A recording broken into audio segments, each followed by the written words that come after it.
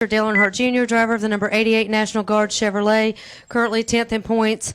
Talk a little bit about the race out there today, starting from the pole. Talk a little bit about finishing second, being up here with us today. Yeah, we had an awesome car 2 weeks in a row. We've had two fantastic race cars. So real proud of Steve and Kevin, my engineer, and all the guys for bringing such good cars to the racetrack. It certainly makes my job easier and gives us opportunities to win like this. So trying to look on the bright side. A little disappointed we didn't pull off the win. I felt like we had the perfect strategy. Had maybe the best car, arguably the best car today. And with those four tires, I thought we could get it done. But we left everybody in the mirror. So, I mean, we were clicking off some laps, but just not fast enough to get to Jimmy. We'll open it up for questions for Dale. Please raise your hand. We'll get a wireless mic to you. We'll start with Bob and Jeff. Bob Hocker, Sporting News. Can you talk about the two pit stops, the one where you kind of blew past the commitment line, and then the last one where it seemed like you kind of got caught up in traffic? And are you glad that, in hindsight, that neither of those really cost you? Yeah, I think if you really look at the race as a whole, they did cost us a little bit. At least the mistake I made coming on the pit road and missing the pit road completely. We had the lead and gave up the lead. Jimmy had the lead the rest of the race and was able to, take advantage of that clean air at the end when it counted.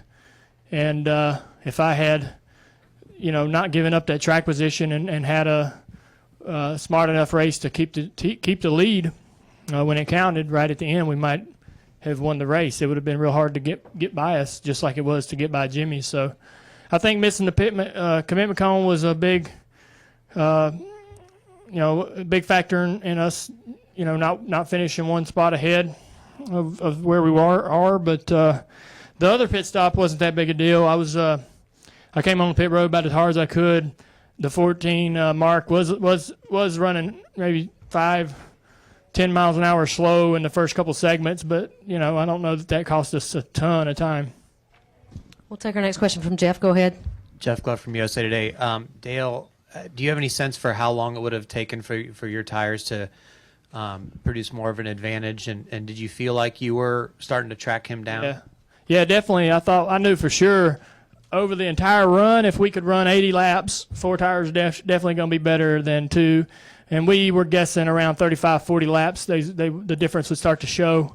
And I felt like as we got to traffic, Jimmy was starting to struggle a little bit in those last couple of laps. It seemed like my car actually got better the longer I ran and drove better and did what I needed it to do in the corner as we ran. And it wasn't quite clicking just yet. And our car was starting to come around, and I think the difference in the tires between our two cars was about to show. So, but it wasn't. The race is 400 laps, and that's the way it is. They did a good job, and real proud of the company. But we were going to have a hell of a party for a couple laps if we could get to him.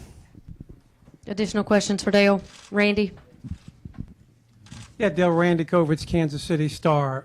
Jimmy said you drove a whale of a race, I think is how he put it. Just these second places, and not just when you're going up against Kenseth, and now just kind of talk about hitting your head against the wall. Well, I think we won't do that. I feel like that we're, in the last couple of weeks we've been able to really show what our team's capable of. We've been really quick on the sheet every day, fast in practice.